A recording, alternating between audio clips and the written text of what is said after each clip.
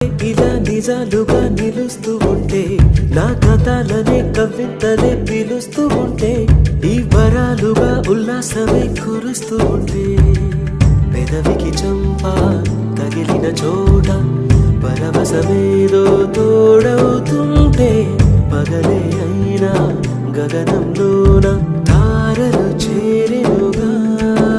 నిజంగా నేనేనా ఇలా నీ జతలో ఉన్నా?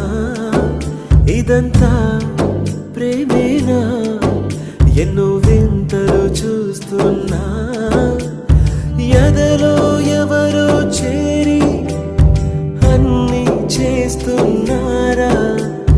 వెనకే వెనకే